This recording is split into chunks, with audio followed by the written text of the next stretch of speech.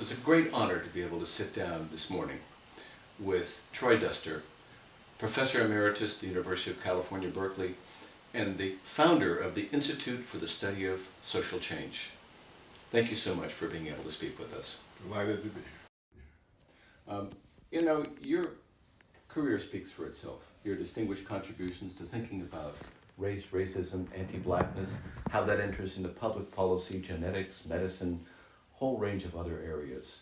I wonder, however, and we're going to talk a lot about ISSI and how it was formed, but I wonder if you could just start off, in case people don't know you, kind of how did you get to that point of coming to the University of California, Berkeley, and being in the Department of Sociology and founding the Institute?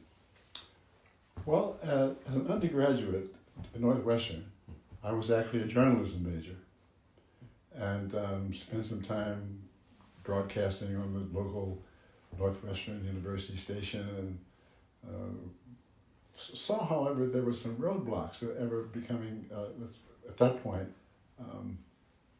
anything more than, quote, a reporter. Because in those years, television was, of course, getting to be the phenomenon for news reporting. But I found myself primarily in those years at Northwestern in the newsroom looking at the AP and UPI teleprompters and writing stories for what they call the talent. And the talent were people who were actually on camera. And it became clear that there was going to be road blockage, let's say, if I ever wanted to, quote, become the talent. So it was a kind of a peculiar thing where people doing the actual work of writing the stories were backstage, behind the scenes. And the talent were simply those who read the news. So, for example, BBC in Great Britain, BBC doesn't do what Americans do. They say, and now Rudolph Henson will read the news. And that's right. You would read the news. The real talent was behind the scenes, collecting the data, going to different places.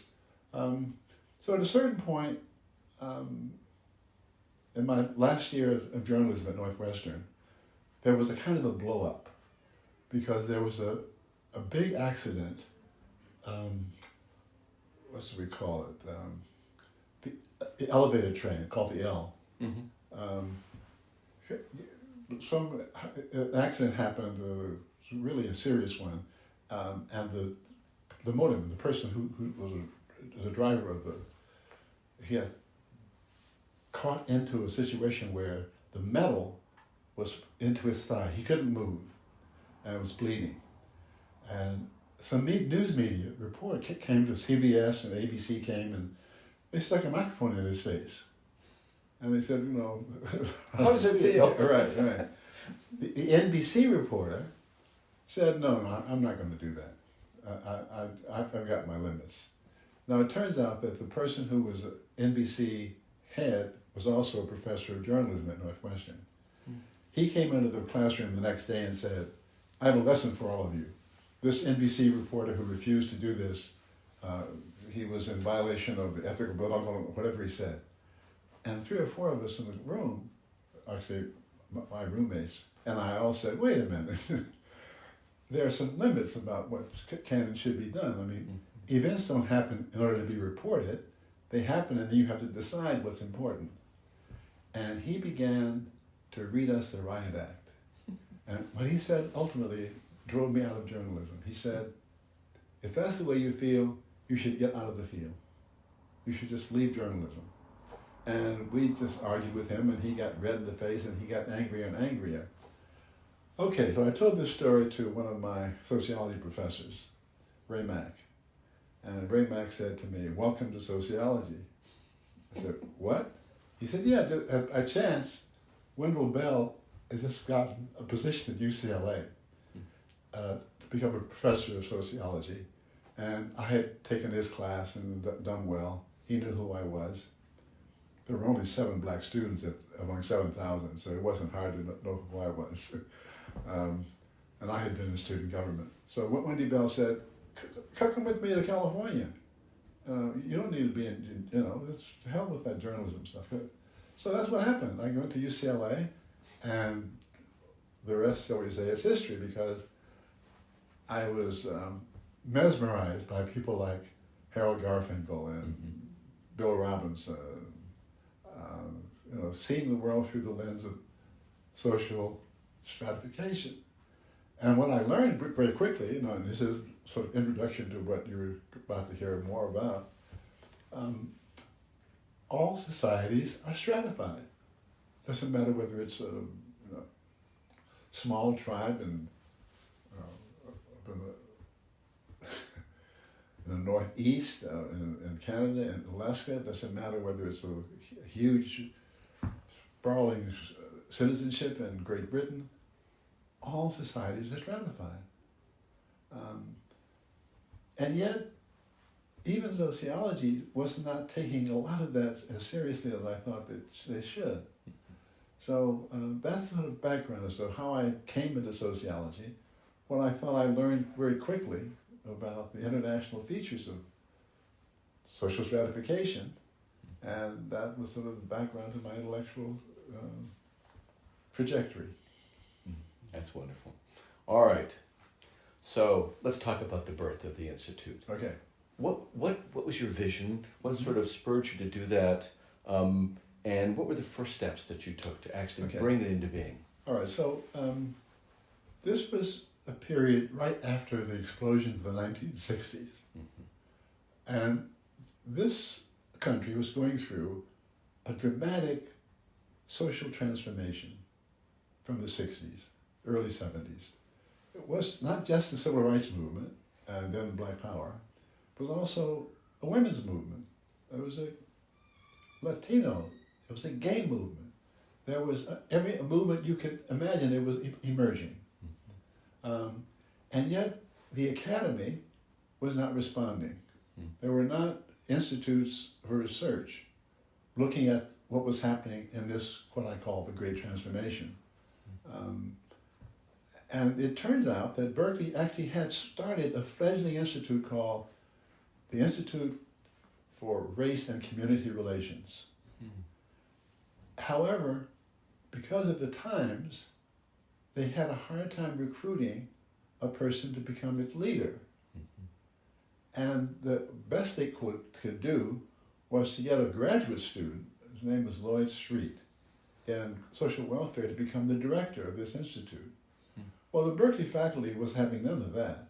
They were not going to bring their research projects to an institute that was run by a graduate student. And so, after a couple of years, I was on the executive committee of the new institute, the dean, Sandy Elberg, called me in. He said, this is not working out. This institute is a drain and it's not going anywhere. I'd like for you to take it over and become the director. I said, no. That history was just too strong. I said, what I can do, I can change its, what should we call it? There's a term for it in the academy, but I've forgotten the name of it. Its trajectory. I can change its whole reason for being, give it a new framework. And it has to be larger than simply community and race. It has to be something which is taking into account the transformations of American society. And it's not just about race, it's about all these forces that are at play that need to be addressed, and to focus on only one aspect of it is a mistake. So to my surprise, he said, done. I said, what? He said, yeah, here are 3 or 4 postdocs you can have. And to my surprise, the university can be agile when it wants to be. So we sent his bottom drawer and picked up this portfolio and talked about all the things he could and would do if I would just become the director. So I had to give that some thought, because that was not my interest. I was interested in getting an institute started, but all of a sudden it was in my court, in my lap. He was saying, if you do this, we'll provide you with all these resources, including postdocs. So I had former students or colleagues in different places in the country. Hardy Fry was at Yale. David Wellman was at Oregon. Tomas Almaguer is getting his degree in Berkeley.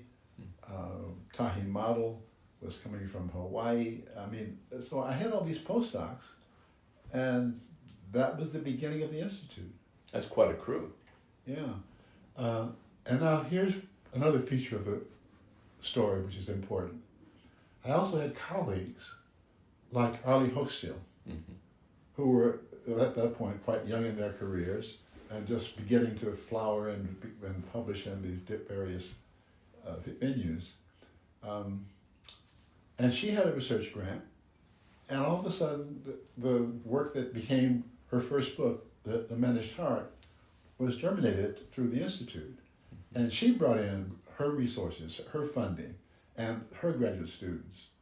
And David Wellman would later on become UC Santa Cruz. He was at the time, he just come from Oregon.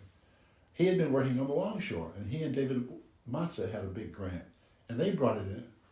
Now here's the part of the story that I think is not well understood. But what happened was that what this produced was a kind of unlikely synergy, because the various students who came into the Institute suddenly were in interaction with each other. And while they had been seen as, let's say, outliers in their own departments, I'll give you an example. Pearl Marsh, the only black graduate student at that point in all of political sciences history. She came to the Institute on one of these projects, and she said for the first time she felt camaraderie, simpatico, with a whole set of other students. While in political science, she had been the one student interested in the history of cities in which black mayors were becoming finally a force. She said in political science she was a loner. But at the Institute, she became part of this newly emerging cohort of graduate students who talked to each other about their work, who began to understand something called the sympathetic collegial features of intellectual life. And that became what I'd call the core issue, and then later the core mission of the Institute, to bring together grad students who in their own departments had felt isolated. They would come to the Institute, and within a year or two, they were rotating in different projects. From Arlie's project to the Longshore project to my project on the history of genetics and its implications for current developments in molecular biology. The Human Genome Project was about to begin, and so on.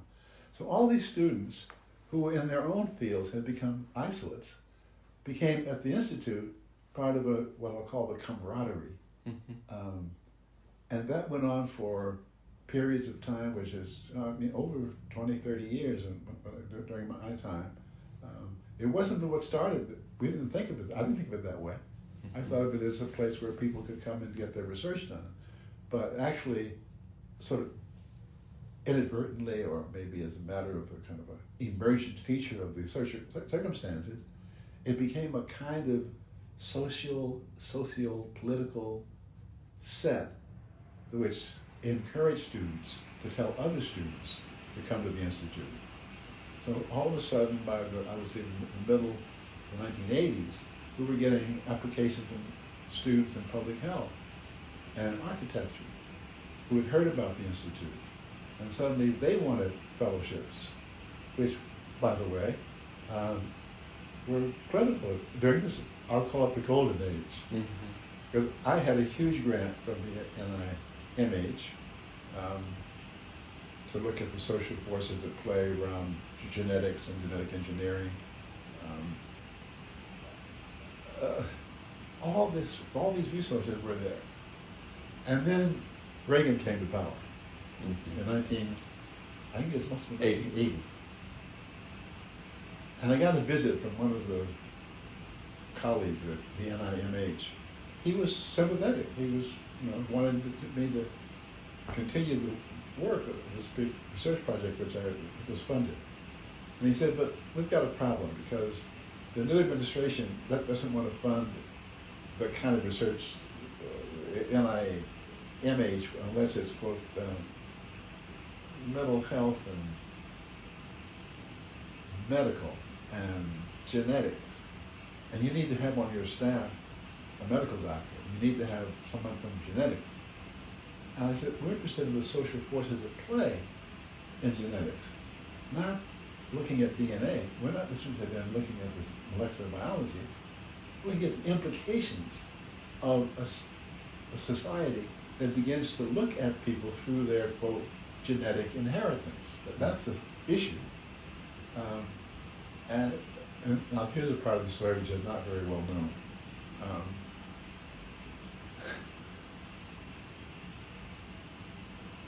The Chancellor at the time was Mike Heyman. And he was a very close friend and a colleague, and he knew a little bit about this. So he had been saying all along to the NIH people when they'd come to visit him, should ever the funding be limited, he and the administration here would support the Institute. And serendipitous, it happened. The NIH began to cut back on my funding, slash it by about 30–40%. And Mike Heyman and Sandy Elbert said, well, we'll make it up. So the university locally began putting money into the Institute. And then David Gardner was the president of the university, the whole campus system. And he chimed in and said that he would support the Institute if and when NIMH or various other parts of the funding source had refused to come up with the money. So by the mid-1980s, we were being funded locally by the Office of the President, Gardner, and by the local administration with Heyman. Now, that was extraordinary and unusual. And so many of my colleagues, so we say, were, if not frustrated and jealous, they were certainly envious. And some of the reviews we would get, they would say, how come you guys are getting local money? How come the other institutes around here aren't getting local money? And I would tell them the story about what had happened, that the Reagan administration had begun to cut back the budget. And Office of the President and the local administration had decided this was an important thing to support. So that's the quick version of what happened. Oh, that's fascinating. So today, community-based research has become an important part of the academy. But back when the Institute got going, that certainly was not the case. Correct. Can you tell us a little bit how it was that community-based research really became such a big part of the Institute's agenda?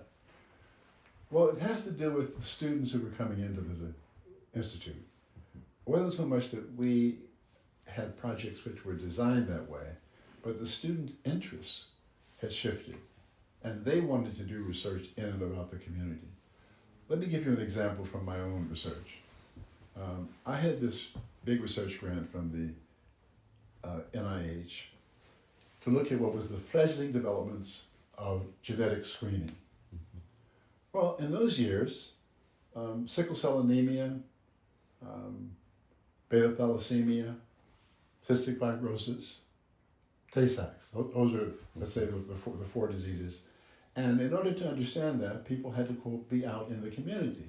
Because here in the Bay Area, there was the Black Panthers, and they were interested in getting more research done on sickle cell anemia.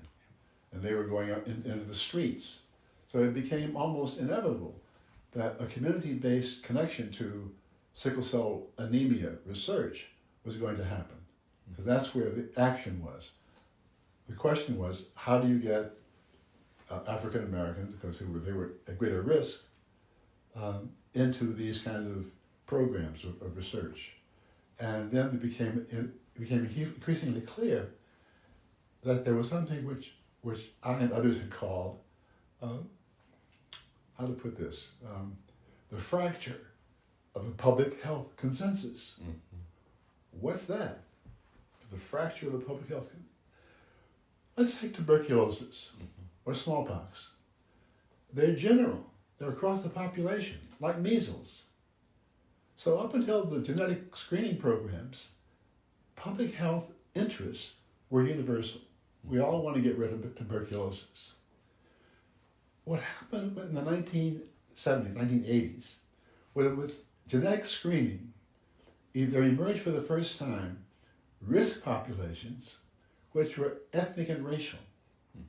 So Tay-Sachs, that's among Ashkenazic Jewish, not even Sephardic Jews, Ashkenazic Jewish.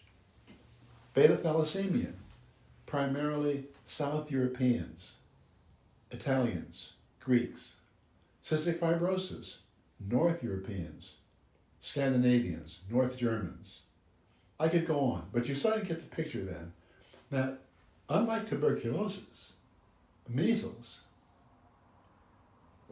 whooping cough, all of these things, the flu, suddenly it depended upon the community that was being studied, whether or not you were going to get funding.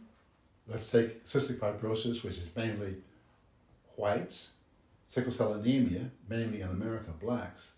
The funding levels are quite different. Like 6 or 8 times more money was going into Cystic Fibrosis Foundation than the Sickle Cell Anemia Foundation. So that's the basis of all of this turned toward, quote, the communities. The communities were being affected differentially.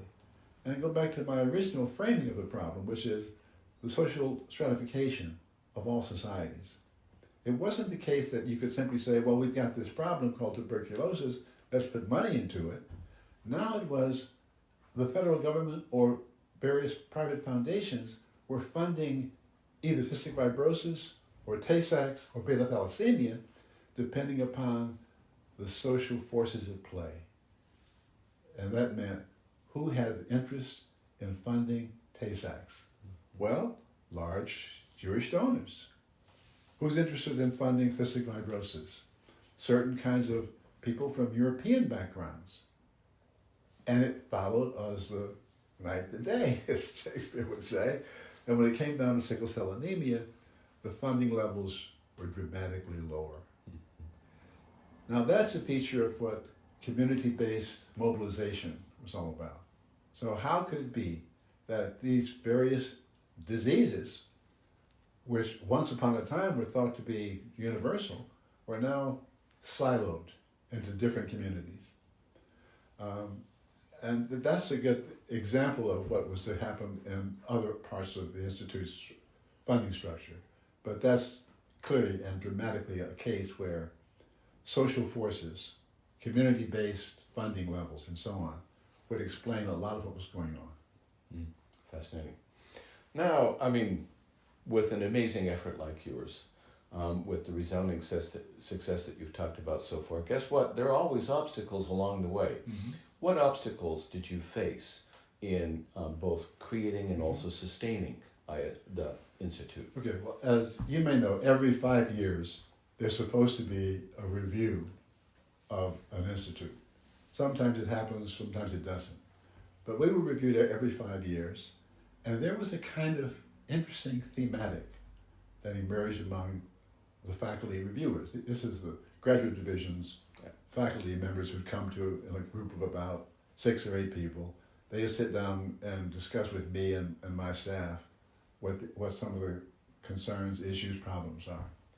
And one of the thematics that occurred almost routinely was, what makes you think you're so special as to get funding from the university? Because no other institute around here is getting funding from the university. Well, it turns out that David Gardner, at that point the president of the university, had said out loud, and he'd written it, he said, happy to provide university level funding for institutes that deal with this kind of newly emerging phenomena, community-based research, community-focused research. No one stepped forward. So that was my effective counter to my colleagues who would come and say, how come you guys are getting funding? And I would say, university president has just said in the last, several memos he sent out that he's happy to do what he's doing for the Institute if you guys would step forward and do this kind of research yourselves. It was a good strategy. I was lucky enough to have Gardner and Mike Heyman in those roles. Mm. Oh, that's great. So, how has the Institute increased opportunities for graduate students? How did it become this powerful sort of space where particularly graduate students who, as you said, sometimes felt less central within their own departments were able to come and flourish at the university? Oh, I think that's the answer, because there is word of mouth. There is a way in which the culture of an institute becomes spread around a campus. And in those years, we began to get a reputation among graduate students who would tell us that they'd heard about it from their other graduate students and could they apply for a fellowship. So we began to get many more applications than we had resources. So I think that's part of the answer to your question. There was a kind of shifting zeitgeist in the period of the 1980s where students wanted to do much more local work than national work.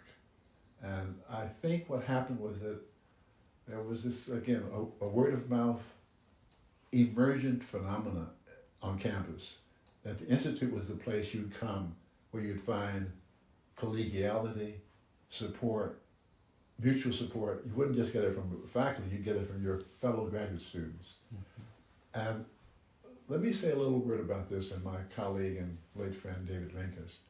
Because Minkus had this capacity. It didn't matter what the topic was, he could talk about it with some considerable skill. And he became the director of the graduate student training program. It didn't matter whether you were in public health or architecture or whether you were in education or sociology, anthropology. Minkus could have an impact on how you thought about the problem. If students who were what he called too theoretical, he would tell them, you need to get grounded.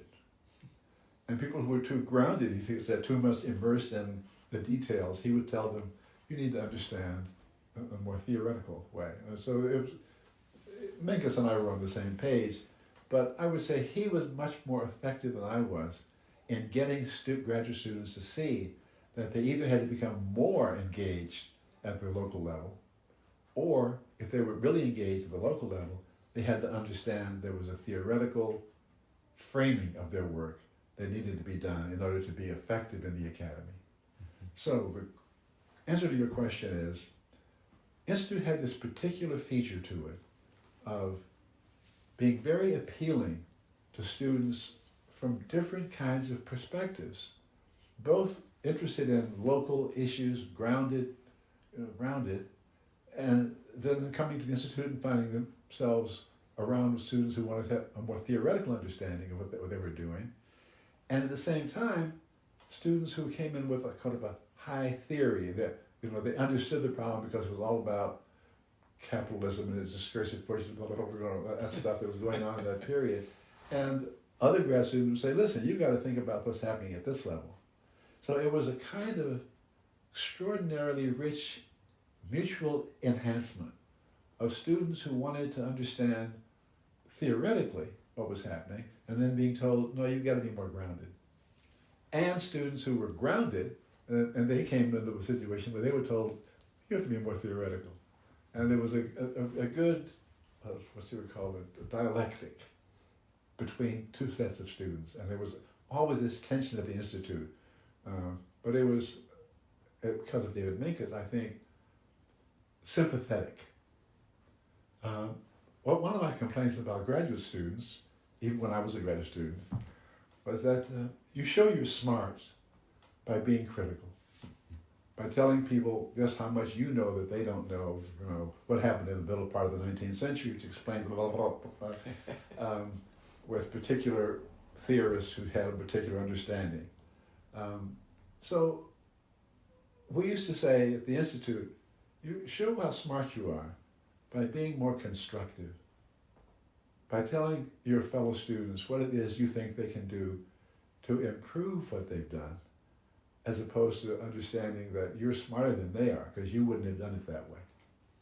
So there was a kind of implicit cultural framing around support that again, David Minkus, I was very, very critical and understanding and inspiring, which of course I supported very much. That you didn't want to spend too much time theorizing about community relations. You wanted to spend time integrating theory with practice. Fascinating. Well, I think that was the development of what we might call a sort of more holistic model of mentorship. I mean, some of my former students who've been through the Institute as fellows have had experiences there with forms of support where they could also talk about their lives, talk about their aspirations, get ready for jobs, as well as really strengthen their own intellectual programs. That, which they didn't always find in other places, if that's diplomatic. Right, yeah. No, that was a common complaint, that where they had been in their departments, they hadn't found that kind of support. And what the Institute had provided for them, often to their surprise, was a sense of community. Community of all things, That this was, yeah.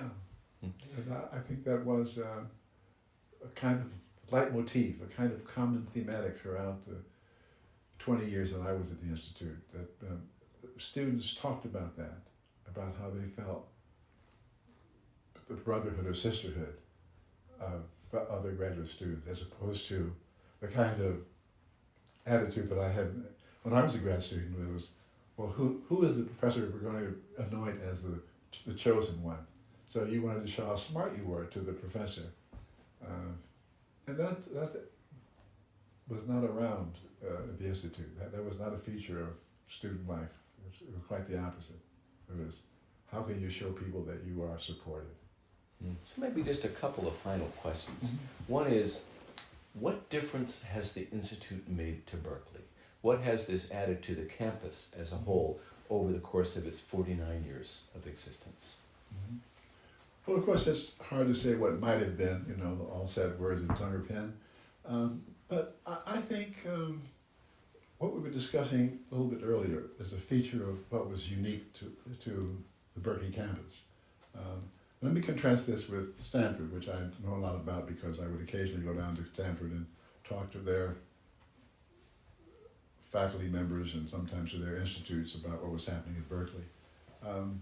The difference was that Berkeley had become well known as a place where graduate students from different backgrounds, didn't matter the intellectual interest, whether they were interested in economics or political science or public health. But Berkeley had become a place where grad students from these different backgrounds felt comfortable. And I think what was going on was we were having retention as opposed to turnabout, dropouts. A lot of my colleagues at Stanford were saying that there's an alarming rate of dropouts from students from different backgrounds. They would be recruited, and then once recruited, that was it. That they were recruited, and then that was the end of it. They were in the Department of Economics or Department of, whatever. That recruitment was the end of the invitation. There was no supportive network. Okay? Now, I'm exaggerating for good reasons. Of course there were exceptions.